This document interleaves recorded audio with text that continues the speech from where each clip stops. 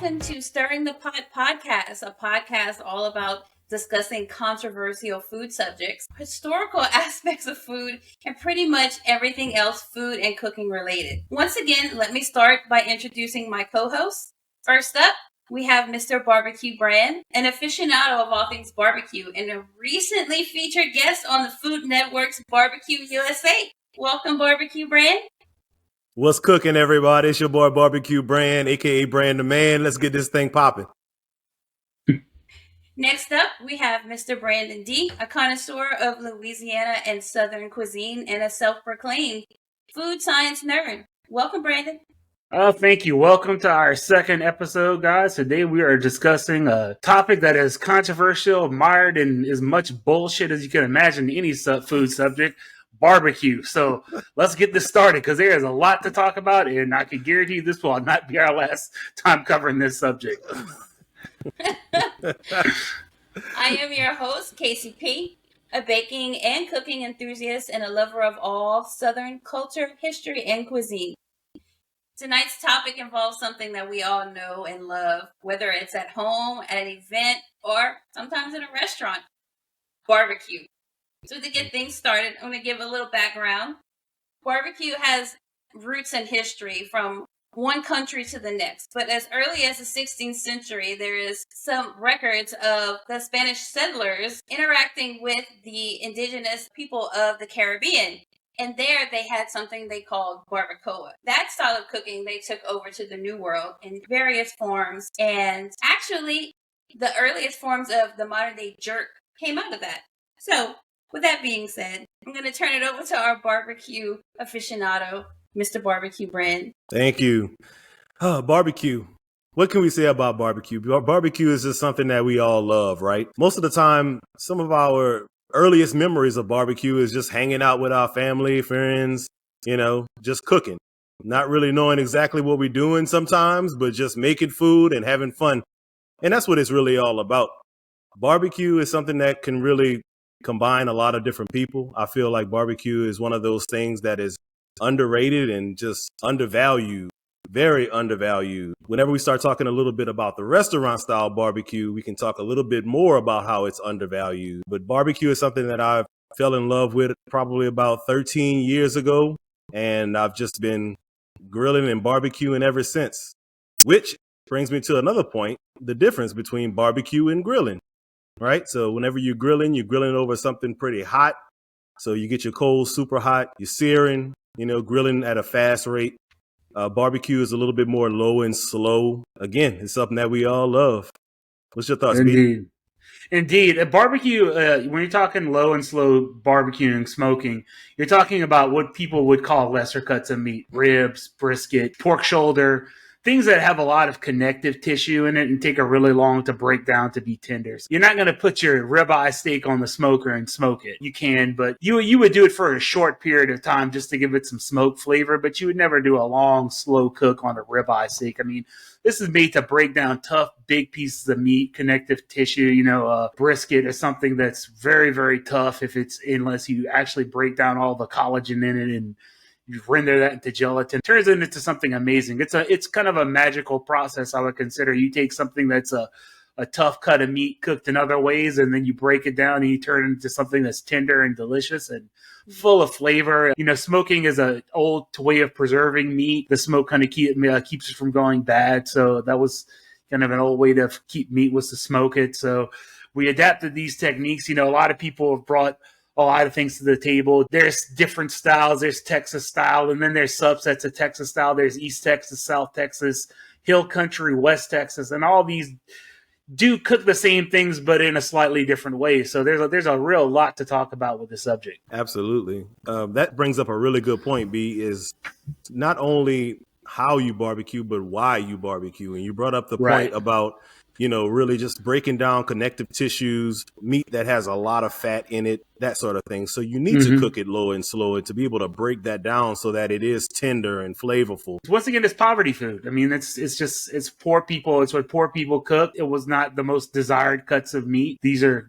cuts that people consider, hey, it's not as high quality as some of the other cuts, but they're actually very delicious when they're cooked properly. I mean, think about brisket. Brisket is one of those things that a lot of people are scared to cook, but yes, you have to cook it long and you have to cook it slow. I mean, you can cook it hot and fast too, but that's another conversation. But think about the first person that ever cooked brisket and left it on too long. And then they were like, oh, well, this is actually pretty good. Right. It was a throwaway piece of meat. Brisket was very cheap. Nobody wanted to eat that or cook that, long ago. And then someone cooked it too long. And then all of a sudden it's one of the most desired meats out on the market right now. And you have to pay, $4 or $5 a pound for it now. Thanks. Right. It's got a hype. It's got a hype to it now. It's got a following. Exactly. There's a lot of demand for brisket. So normally, like in Texas, brisket's always been real popular. It's real common here. There's a lot of brisket sold. In other states, you have to look at the economics of a cow and how you break it down. In some other places where you're not selling brisket is turned into ground meat. You just grind it and you add it to your ground meat, and that's the more economical way of selling it, because you'll make more money per pound selling it as ground than selling it as a brisket. Because people see brisket, this is an 18-pound slab of meat, and it's kind of intimidating to cook it. It's like, this is a lot of meat. I have to cook this right. So looking at a person that's a casual cook will look at a brisket and they say, there's no way I'm cooking this. So, for butchers, it's just economical to grind it up. I mean, that's the most economical way to cook a brisket. It's just turn it into ground if you're not selling whole briskets. But Texas, there's a big market for brisket, so it tends to be a little bit cheaper over here. We pay anywhere from $3 a pound for choice. For prime, you'll probably pay like $5 to $6 a pound. Okay, you said something very interesting that I don't really know too much about, and I don't know if anybody else knows this. What is it? What is choice? What is that? Oh, that's your different grades of meat. So in the USDA, there's a different grade on the marbling. You have prime is the highest, choice is the second highest, and then select. And there's a bunch of grades below. There's cutters and canners, and there's grades below that they use for like really old dairy cows. But prime, choice, and select are what you're going to see, and that's really the marbling score on it. The prime is going to have the most marbling. Choice is going to have a little bit less. And then select is going to have your least amount of marbling. So in a fattier cut, sometimes it doesn't matter. Prime short ribs are a waste of money, just to be honest with you, because choice short ribs have a lot of marbling in them. It doesn't matter. It really doesn't matter where they come from. You're just kind of spending a little too much on prime short ribs. I mean, it can almost be too much. If you go for a cut that's all naturally fatty on a cow, it's going to be fattier in the prime section. So for like short ribs, I really recommend going with choice short ribs. I think they're perfectly fine. This is actually one of the things that a lot of people don't know whenever it comes to grades of meat, is that whenever they are grading meat, if they're grading it for prime, choice, and select, let's say you go to buy a choice brisket, right? They're not grading that brisket. They're grading the part of the ribeye. So they get a section of the ribeye. They will grade the rest of the meat based on that. That's why you can go to the store and find a choice brisket that is just as marbled as some primes that you may have seen, or you may see a prime that is not as marbled as some choices that you may have seen. So, it all comes down to being able to know what you're looking for and choosing your meats. And we'll definitely cover that in a later episode on how to select meat. That is a huge topic. And then you have your higher grades. I say grades, I mean grade of cow Wagyu. That's a whole nother subject. It's not necessarily a grade as much as it is a breed of cow. So correct. If you see that, then just know that it's a different molecular structure, cell structure within the fat that makes it Wagyu. It's not, necessarily a grade. A USDA grade. There's also Wagyu, there's Texas Wagyu, there's Australian Wagyu, and then there's Japanese Wagyu. Kobe beef is sometimes called, but Kobe is a particular type of beef that has come from a certain area in a certain place in Japan in a certain breed of cattle too. So I can't remember quite what it is. I believe it's the Black Hajima cattle, but that's the Kobe beef, but that's neither here nor there. So those cuts of meat are a lot different. You're right. The cellular structure of the fat is a lot different. As regular beef tallow has a higher melting point than tallow from a Wagyu cow. That's because the fat is structured more like a pork fat. It's got the structure of a pork fat that has a lower melting point, but it's beef fat. So it's got a pork fat melty quality, but a beef fat taste. So it makes sense. And it's really a ratio. Normal cows have both of those types of fat. It's just a ratio, and a Wagyu is much higher on that really low temperature melting fat than that high temperature melting fat. It's real that a high temperature melting fat is very, I would call it waxy kind of tasting, as a kind of taste that leaves a film on your teeth. If you've ever had lamb, has that really waxy fat too, so that has a kind of leaves a film in your mouth. Very. Yeah, exactly. So that's that kind of that fat structure is a lot different on the Wagyu cows versus your standard breed cows, which are usually, it could be Angus, it could be all, there's all kinds of breeds. The Longhorn is another breed that's very, very lean, much leaner than a normal cattle. So there's a big variance in cows with meat when you go from one breed to another. So all this talk about cows, what about my favorite, pork? Pork is an interesting story because pork used to be a lot more marbled than it is now. That's because what they did, and I believe it was in the earlier part of the 1900s, they crossbred bacon cows with lard hogs. And they kind of made a hybrid hog. A bacon hog is very lean. I think that's called it's not a Berkshire. It's a Hampshire. Hampshire pig is a bacon hog. So it's real lean because you want a leaner hog for bacon because bacon's already fatty. And if you get a lot of fat on the bacon, it doesn't make as good a product as a leaner hog makes a better bacon quality. So there's a bunch of different breeds of hogs. There's Hampshires, there's Berkshires, there's Red Wattles. Oh man, what's the ones from Spain? There's a ton. They're all different. Iberico, yeah, correct. Yep. We've actually, I've actually cooked a Red Wattle before, and that's a heritage breed hog. And I cooked a whole pig, and this thing had way, way more fat than the other pig I cooked with, was just a standard commercial hog, crossbred. So these heritage hogs can have a lot of fat. I mean, their fat cap can be, 3 inches thick. So it could be a very big fat cap on it. So I have another question. So we're talking about pork here. What is the difference between all these different types of cuts of ribs? St. Louis, baby back. What's the difference? You got this one. You can break this down. Yeah. Take us to school. Let's take us to school. Your baby back ribs, and you have your spare ribs. You may see this in the store. The baby back ribs are going to come from, they're cut essentially a little bit closer to the backbone. That's why they have that curve in it. So they're curving around towards the front of your pig. So that is your baby back ribs. Most of the time they will be just a tad leaner than your spare ribs. The spare ribs are closer to the belly part, right? So you actually cut the pork belly off of your spare ribs. You may find some full spare ribs in the store. You'll see those huge slabs of ribs. And then you have what's called your St. Louis style ribs, which is it's a type of cut of the spare rib. Mm-hmm. So your St. Louis style cut is from the spare ribs. So those tend to be have a little bit more marbling in them. I tend to like the spare ribs a little bit more than the baby back ribs, but there's nothing wrong with either one of those. Mm-hmm. So what do you technically cook during your competitions? What style do you typically cook? Yeah, so for a competition, we are normally cooking, for my league here in Louisiana, we cook spare ribs. There are some leagues where you have to cook baby back ribs. So I'm cooking the spare ribs, and I'm normally cutting them down to St. Louis style ribs, which is essentially cutting off that breastbone off of the rib, as well as trimming off the skirt off the inside and just shaping them up a little bit better, because we're trying to get the best ribs, sliceable ribs that we possibly can for turn-in. So we will make some St. Louis style ribs, or cut those St. Louis style ribs, but we will trim them up even further. Interesting. So right. What is your favorite meat to cook in a competition, Brent? It's got to be brisket. Why is that? I love cooking ribs. I feel like I'm really good at ribs.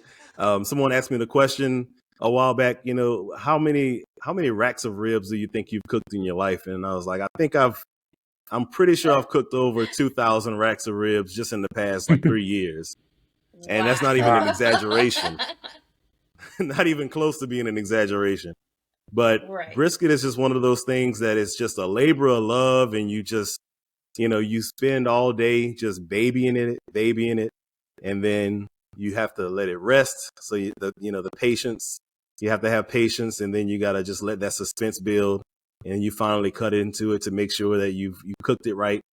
It's just, it gives you that satisfaction, a little bit more satisfaction than something that, only takes 3 hours to cook, or, an hour and a half to cook. It's just automatically going to give you more satisfaction. So I love cooking brisket. I think I like eating ribs more. Yeah, you got to love the process. That's what it is about cooking. You got to love the process just as much as you love the product, because exactly, the people are going to love the product. I used to talk to my students in education, and I would tell them the hard work does pay off, but you have to want to put that work in. And it's the same way with cooking. If there was a basketball game on last night and your buddy didn't see the basketball game and they asked you about it, the first question they're going to ask you is who won. They're not going to ask you any questions about, how many reps and hours of practice that those basketball players had. So you have to love the process. And that's what it's about for cooking. You got to love it. You gotta love it, and you gotta put your foot in it when you do it. You gotta want to do it. All the way up to the ankle bone. All the way up to that ankle bone. There are so many different styles of cooking barbecue within, across the different types of meat that we typically barbecue here. So I know this is going to be a hot topic. So what do y'all prefer? Texas style brisket or like sweet brisket? I'll start off with this one. First off, the thing with barbecue styles is you can love like there's Texas style, there's North Carolina style. In my opinion, Texas does the best brisket. It's hands down, they do it the best. But on other things like pulled pork and ribs, you'll be sorely lacking from most Texas style places with ribs and pork. Places like Mississippi, North Carolina, those places just do pulled pork way better than Texas. Their flavor balance is a little better. Texas style barbecue is not, the sweetness is really toned down or non-existent. And I think for pork, sweetness with barbecued pork is just awesome. Everybody does things really well. They all have their thing. I mean, Memphis is really famous for ribs. Texas is famous for brisket. The Carolinas are famous for whole hog. Pulled pork is big in Mississippi, Alabama, Georgia, Florida. Everybody has their thing that they're really good at. If you want Texas does really good beef. They do really good brisket, really good short ribs. They do make some really good sausage too. I like a nice smoked Czech style sausage. Real simple flavor. I mean, it's just all it is just salt, pepper, garlic, and pork, and they do but that smoke they use, and it's also wood. I mean, what kind of woods they use? Also, there's other places like Kentucky where they smoke mutton. So Eastern Kentucky is known for smoked mutton, which is no one smokes mutton in Texas. I mean, that's unheard of. It's all about accessibility too. The types of wood that you can get in Texas, the types of meat that you can get in Texas. So it's just naturally, it's going to be organic that Texas is going to have brisket.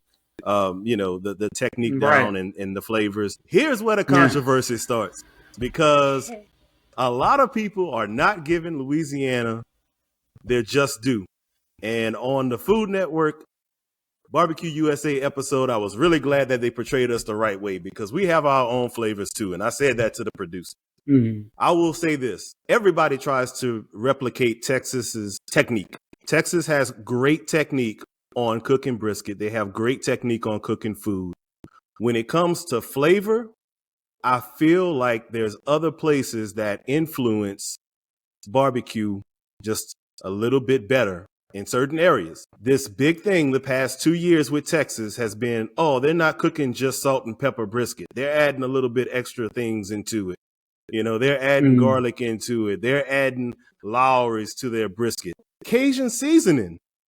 Yeah. Cajun seasoning is what's happening. That's where all of the flavor is. So that's the difference. Whenever you ask what's the difference between Texas barbecue and Kansas City barbecue and Louisiana barbecue, Louisiana just has a different level of flavor that we work with. We just have, we're on a different level when it comes to flavor profiles. It just is what it is. If you don't like it, tell me about it. Right. And the flavor profiles for Texas brisket, people have to understand. There's areas of Texas. There's an East Texas brisket. There's a Texas brisket, and then you have a Central Texas brisket. That's the one that gets most. The Hill Country brisket gets most of the notoriety of Texas brisket. It's the most famous one. It's where you're talking just salt, pepper, and post oak. And then you have a South Texas brisket, which has a more Mexican influence. So that's where you get the things where you get the cumin and the chili pepper and the chipotle and all the other flavors. And they use mostly oak and probably some mesquite, but not as much. Whereas a West Texas, they might use more mesquite because really that's what they have. They have a lot of mesquite in South and West Texas. Yeah. And in East Texas, you're talking it's going to be oak, primarily probably live oak or red oak, and it's going to be pecan too. So a lot of East Texas uses a lot of pecan. If you're in Northeast Texas, they might have a little bit of hickory in it too. So it's not all the same. And the East Texas is definitely going to have, due to proximity, is going to have that Cajun influence. Because, I mean, people have been crossing the border. You know, it's just across the river. You know, people have been crossing the border for, quite a while. And stuff has migrated, especially from, like the areas like to Beaumont. A lot of Cajun influence in Beaumont. A lot of Cajun influence in Houston as well. There's a lot of people from Louisiana that live in Texas, me being one of them. So... Yeah, and there's absolutely nothing wrong with that. There's nothing wrong with that because look at Louisiana. Look how many various cultures that we have here. We take that influence, and when it comes to barbecue, there's a lot of Texas influence just because of proximity. Right, exactly. I've always envied Texas technique when it comes to cooking barbecue, and that's half the battle is learning how to cook these certain meats. There's a lot of people that ask me questions. They see the things that I've been doing and they ask questions on how to cook certain things and what to look for. So we definitely need to cover some of those basics as well. Well, like anything with cooking is time and temperature. I mean, that's your big thing. Control your temperature and know your time. You can't go straight off barbecue off time, and you can't go off temperature either. You got to go off feel too. So that brisket's not going to be done in 3 hours. You can already just wipe that off the wall, off the equation. It's not going to be done. So you have to use your time. You have to use your temperature, controlling your temperature, and then knowing what it should feel like. And that just comes from partially just experience. Knowing exactly. That's all. That's the only thing that you can really rely on is experience and knowing your pit and knowing your protein. Right. Temperature affects time. If you're cooking a little bit hotter, then it's going to take a little bit longer. So you have to know your protein. You have to know what's happening at different parts of the cooking process in order to know what to do next and to know if this meat is done yet. Also, you have to know the protein you're cooking safety wise. If you're dealing with chicken, obviously you have a risk of salmonella. So make sure that you're knowing your cooking temperatures that you need to reach. Real important. But I mean, what's that? Our food science nerd is kind of a germaphobe. Yeah, when it comes to chicken, I surely am. If you guys don't know that yet, you will. Throughout this podcast, you will figure that out. Well, you've been food poisoned by chicken about four times. That you're going to develop a natural fear of it. B, you wash your chicken? I do rinse my chicken. I'm sorry. Okay. Call me crazy. You don't put soap on it or nothing, do you? No.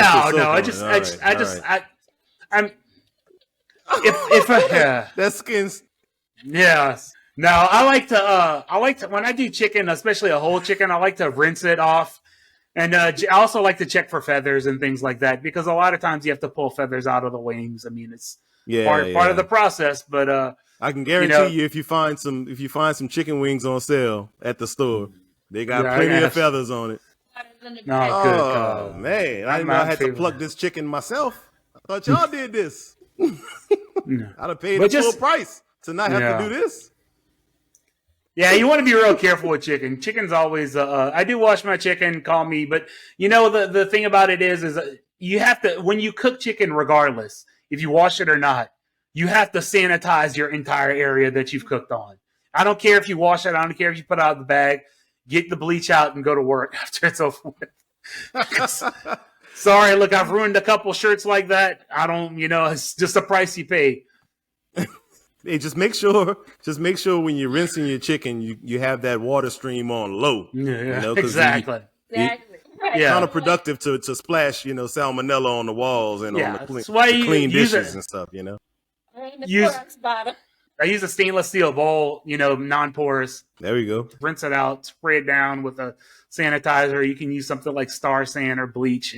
It doesn't matter. Casey, But, what is your favorite cut of chicken? What a tie. The chicken thigh is king. Sorry, Yeah. sorry, chicken breast people. Chicken thigh is the best. It has the Chicken most thigh is flavor. king. Although, recently, I really started to like drumsticks because of Mr. Barbecue Brand here. Got some nice little videos up on his home grill to make some chicken lollipops that I have done quite a few times. Delicious. Go check it out. After you finish watching this podcast, just slide over and go watch some of my videos. I got some lollipop chicken. Post the link in the legs. description, man. Yeah. I'll have it up for you. I'll have it up for you. I'll tell you what though, I don't understand. Sometimes I go to the store and you don't know what you want to cook for dinner. So a lot of times you'll go to the meat section and you just try to get inspired. And I'm looking in the chicken section and I'm looking at the boneless, skinless chicken breasts and I'm looking at the boneless, skinless chicken thighs. And I don't know why the hell I would pick the boneless, skinless chicken breasts over the chicken thighs. It just doesn't make a lot of sense in my mind. Yeah. It's chicken thigh. Chicken thigh is king. I mean, that's it. It really is. Hashtag It thighs. Really Yeah. Yeah. It's the best. It's the best cut on the chicken. It is the best cut on the chicken. It's got the most flavor. It's the most forgiving to cook anyway. It is. Normally people cook like chicken thigh, like you cook chicken breast to about, 165 is for instantaneous sanitization. If you reach that temperature, it's guaranteed that the chicken breast is fully cooked. But I actually read, I read that if you cook chicken breast to 155 and hold it there for 1 minute, then you're in the clear. Right. You can also cook. I've cooked chicken at 150. If you cook it for 3 hours, it's done. So you don't have to cook it to 165. But you're right. You have to hold. You have to hold for a period of time. So that's where a sous vide comes in real handy. Sous vides are awesome for holding food at temperature. So talking about chicken. So B, for your competitions, what kind of cuts do you do? Do you do just like chicken thighs by themselves? Do you do chicken breasts? Whole chicken? What's that? What's that all about? Yeah, so there's actually some leagues out there that you have your choice of whether you want to do chicken thighs, and there's all kind of crazy stuff that they do to these chicken thighs to make it, awful.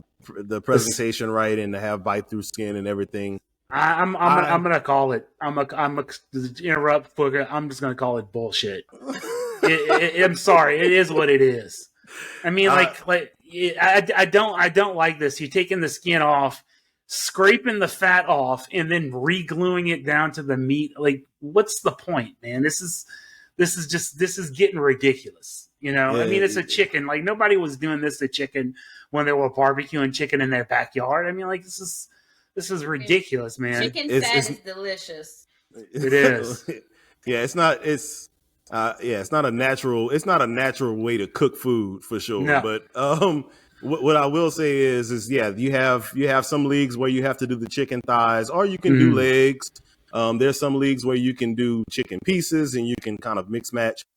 For the league that I'm in, we actually cook half chickens. So we have to hand in a half chicken if we have over a certain number of contestants, or a certain number of cooks for a competition.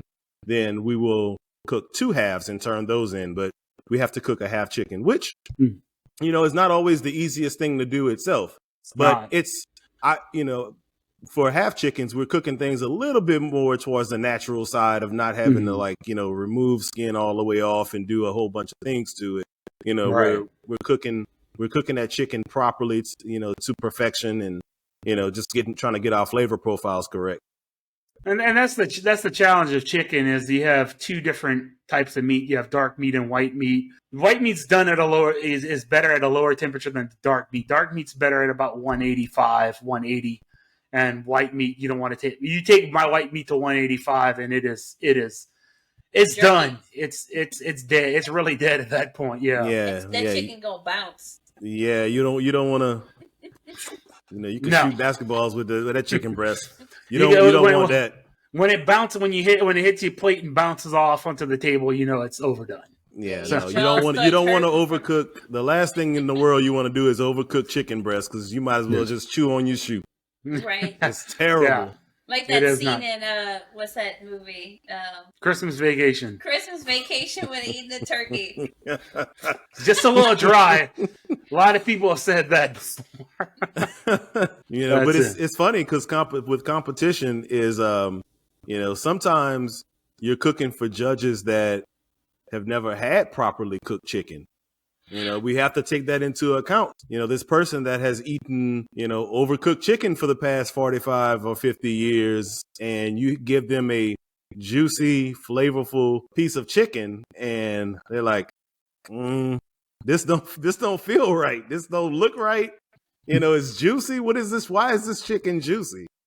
Right. And So- I think you bring into a good point about competition is you're cooking and people have their own expectations of food. And that's a real challenge. Somebody likes spice, somebody doesn't like spice, somebody thinks this way and that way, or they think, well, why, like they don't like sweet ribs and somebody gives them a sweet rib. And sometimes it's really hard, challenging to cook you're cooking to people's expectations, and you don't want to, you could end up chasing judges or chasing flavors. And it's really, really a challenging and very subjective thing to do. This is a conversation all on its own. We can do a It whole is. episode on this, but what I will say on Probably it is, will. oh yeah, look out for that. But what I will say is, with our knowledge of flavors and our knowledge of food, sometimes in competitions I do overcook judges. It's not to say anything bad about the judges or the judges' palate, or not try to hype myself up, but I just do. Sometimes I overcook the judges because my understanding of flavor is it just continues to increase, and I always try to get better the more that I cook. And there's been times where this past when for the Food Network episode for Barbecue USA, this didn't make it on TV, but I had a conversation with Michael Simon about taking foods and creating an amuse-bouche. That's what competition barbecue is supposed to be. It's an amuse-bouche, which is a French term that translates to mouth pleaser. Right? We're trying to give a person that one bite, and we're trying to pack all of those flavors into that one bite, but we're trying to not just pack flavors into one bite. We're trying to take them on a journey through that bite. Mm-hmm. So in my opinion, I feel like the person that does that the best cooked the best that day, but that's not always the way that it works. Sometimes it's a little bit more subjective than that. So. Well, and Sure. we're definitely going to talk about this later on, but like it just seems like some of these competitions that we've gone to help you out, Bryn, it just seems like these judges that they choose are not like trained. They're tasting this food and they're making their own like decisions off the things that they like. They're not tasting it for what it's supposed to be. Like they're not judging it on this meet this criteria, does it meet this criteria? No, we ran into this with the gumbo competition. We're cooking based on what this person likes. Like this person is gonna taste this food and they are going to judge it based on their particular likes or how they like someone else to cook it for them, like mama or your mama, or here with barbecue, like your chicken, it tastes like how my daddy made my chicken, it's so subjective. And your reputation is riding on this, and these judges just aren't, not that they're not qualified, they're just not trained correctly. I agree. I definitely agree. Last year I cooked for Houston Rodeo, and we talked to one of the judges, and they said they try to tell their judges, I want you to treat each bite, each plate you taste like that's the only food you're going to taste that day. And you don't judge the food against other food. You judge that food for purely what it is. And you have to temper the expectation that you're going to taste something better. Oh, this is the first bite, the 1st plate you taste might be the best plate all day. And you have to judge it that way. You have to say, hey, this is the best thing I've had. So you have to judge everything individually And when you get that plate, if it's the best, it's the best. You rate it on its individual basis, not in comparison to something else. So you never compare that to the next dish. You just take that and you judge it for what it is. You take the next one and judge it for what it is, and you use your scoring system, which is better if it's weighted. Some competitions aren't weighted scoring, where flavor is the highest weighted, texture is second, and there are certain weighted categories for that. Flavor should always be king, in my opinion. Oh, absolutely. That's absolutely. So, and here's the thing is that here's where I can kind of play devil's advocate a little bit. These judges this is the first time, so they get crash courses on some of this stuff sometimes. And this is the first time that they have ever done anything like this. So you're telling someone to be very strict in how you're judging something, but that bias is still in the back of their mind, because we all have that bias in the back of our mind. It's like you taste one thing and then you taste the next thing, and that thing is better than the first thing you tasted. It's hard for you to objectively really, hone in on just this particular bite, but that's what you're supposed to do, Mm-hmm. So I would never want the job. I would never want to judge a barbecue. It's too much. It's just, it's I mean, like it sounds like it's fun, but it really isn't. You're tasting a lot of heavy flavors and constantly, and I can imagine it's really hard to be objective tasting all these crazy different things. I'm tasting, all this smoke. Smoke can get real overpowering if I don't like barbecue. Unless you go to a competition that doesn't have any smoke in their barbecue. Well, I have to say, Did I say that? Oh, wow. I have to say, some of these things that I've tasted, the smoke flavor has been really light, and I find that really disappointing as a big fan of smoke flavor. If it doesn't exist, like, is this a barbecue competition? Right, exactly. And not even a kiss of smoke, just like a little whisper. Yeah. I'm gonna say it like my neighbor and my one of the guys that really looked up you as a barbecue guy is like, are you smoking? Or are you vaping? What's the difference? So some of these flavors taste a little vaped more than smoked. Yeah. So. Oh yeah. Yeah. And please explain what you mean by that. Well, I mean, but vaping we call vaping. We joke around saying that pellet smokers are vaping and stick burners are what if somebody considered an offset smoker or like a cabinet smoker would be real smoking, whereas a pellet smoker would be vaping. So, and this is true that the smoke flavor on a pellet grill tends to be a little lighter, but there are ways you can amp it up. But it is there. But some of the competition stuff I've tasted way less smoke than even you would get on a pellet grill. That's actually a good point. So we're gonna have an episode on we're gonna talk to the people about the different types of smokers and the pros and cons of each. What I will say, since you're on this topic, is that one of the reasons that pellet smokers don't have a lot of smoke is because of the very quick airflow within them. They literally have a fan built into pellet smokers that moves the air across your food very fast. So it's hard. Your smoke never really settles on your food as it's moving across. That you're getting the heat, but you're not getting the smoke to settle on your food. So it doesn't have time to saturate. Correct. It doesn't have time to saturate, and you really have to baby it a little bit more in order to get that smoke flavor. And not to say that you won't get smoke flavor from a pellet smoker. Oh, you definitely absolutely can. You absolutely can. The lower the temperature on it, the better. It's more smoke flavor that you'll get. But if you're smoking at a higher temperature and you're just blowing and going with that thing, then your smoke flavor is going to be incredibly light. Yeah, you can almost also non-existent. you can also use a cold smoker inside of a pellet grill to kind of boost that up a little bit. You could just use stuff it with your same pellets and light it. That'll also give you a little bit more boost on the smoke flavor. But definitely. It's definitely a lighter flavor, and it does taste good. It's just a little bit different. Probably the heaviest smoke flavor you're going to get is on an offset stick burner, which is where you have the firebox on the side, and you basically just use wood. There's no charcoal. A lot of people don't even use charcoal in that. They may use it to start it, but then It's just straight wood after that, and that's you build a coal bed, and then you Yeah. use wood after that. And I always say this, I feel it to be true, that every other pit in the world tries to be a stick burner. You can't completely replicate that flavor, and No. every other pit tries to, and some do a very, very good job, but that's just the best pit that you can possibly cook with.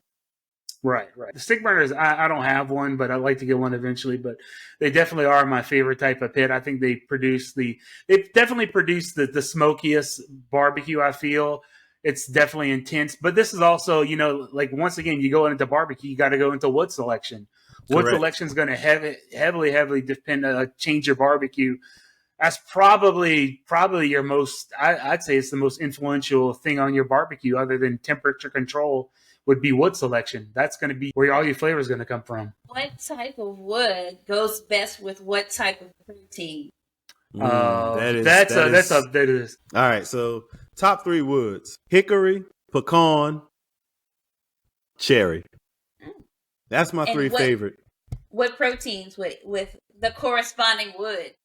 So I like, for some of the, let's say brisket, right? For beef. Mm-hmm.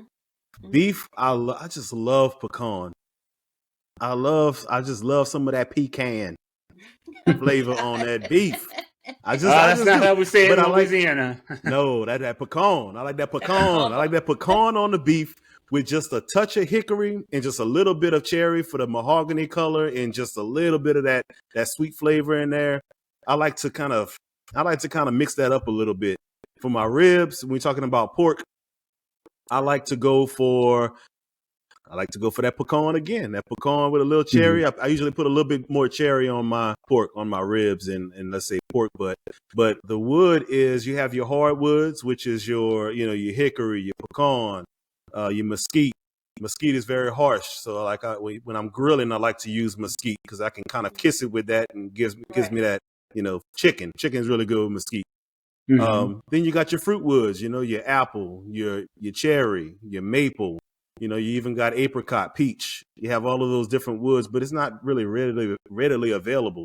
You can go to the store right now, any store, hardwood store, get you some hardwood, some pecan, some hickory, cherry, just kind of play around with it. That's what I like to do. What about you, B? My top 3 are oak, pecan, and cherry. Those are my 3 favorite.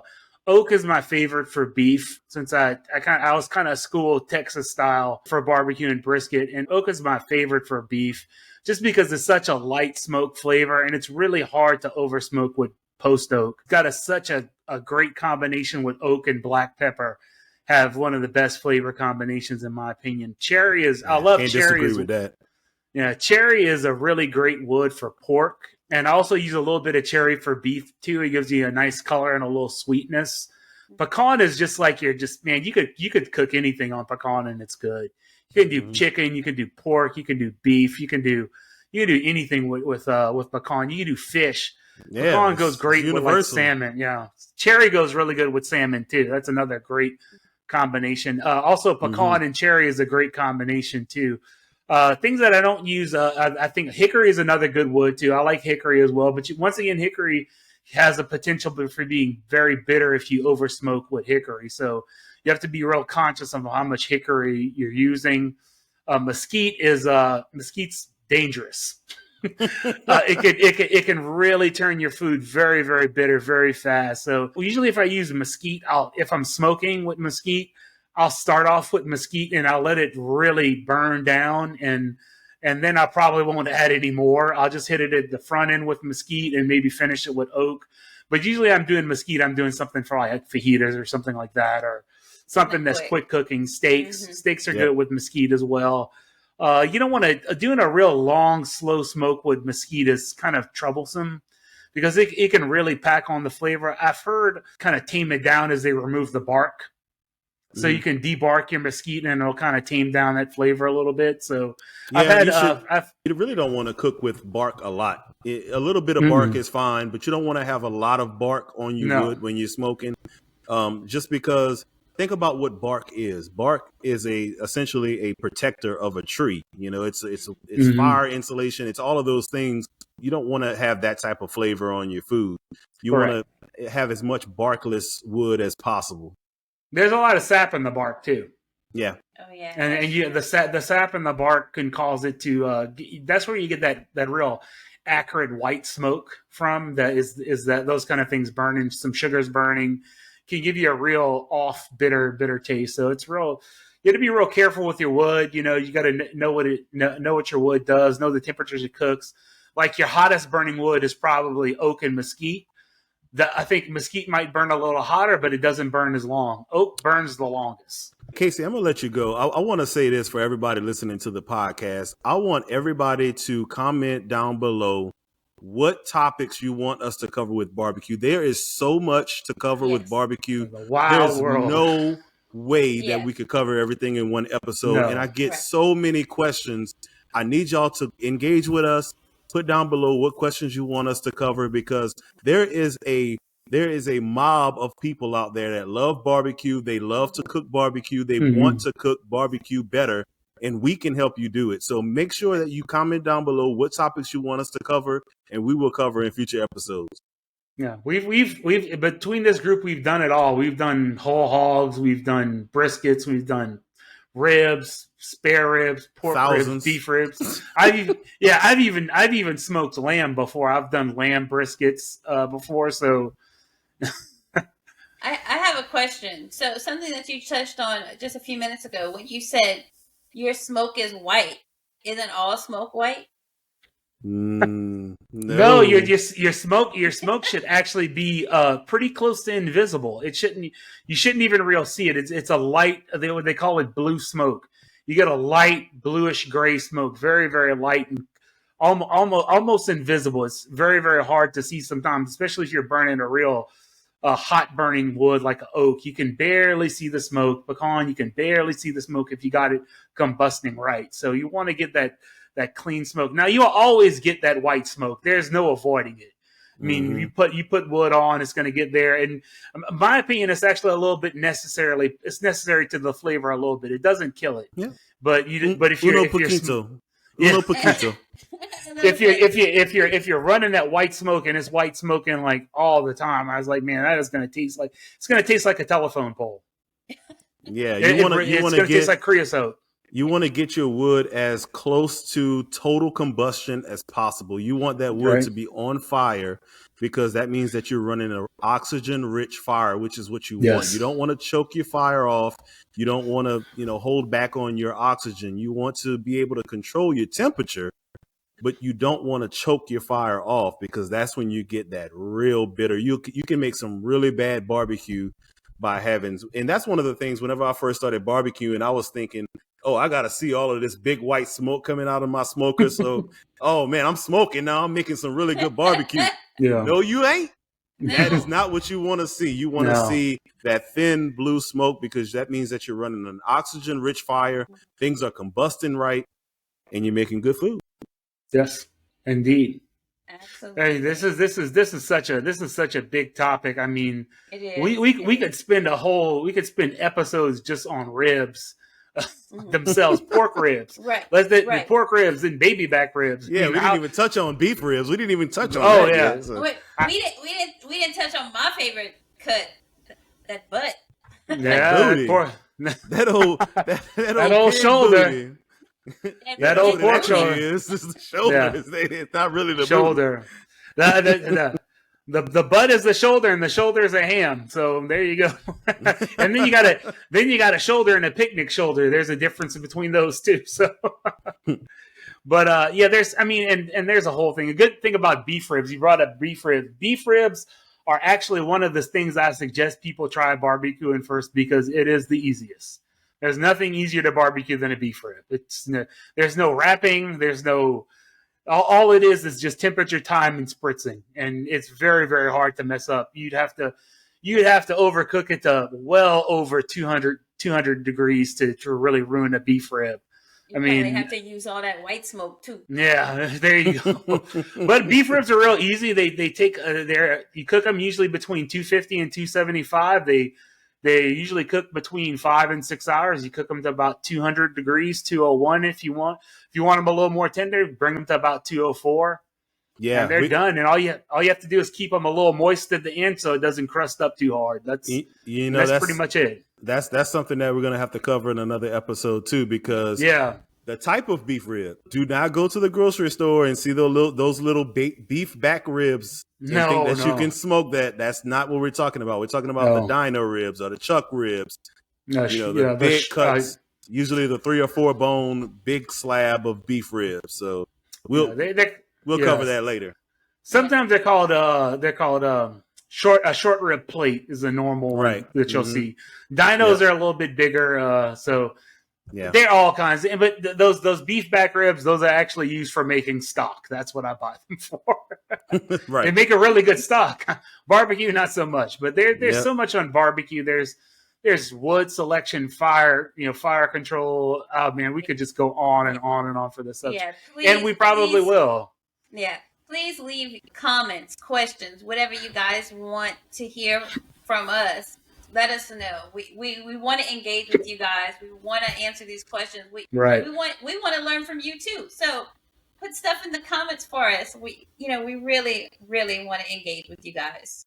Yes, absolutely. That's right. So with that being said, I'm gonna have our little end quote. And it goes, this is actually from Guy Fieri. Cooking is all about people. Food is maybe the only universal thing that really has the power to bring everyone together. No matter what culture, everywhere around the world, people eat together. I agree. That was great. You know who else brings people together? Juve! Until next time, y'all. This has been episode 2. Hey. All right. Y'all have a good rest of y'all day. Until next time.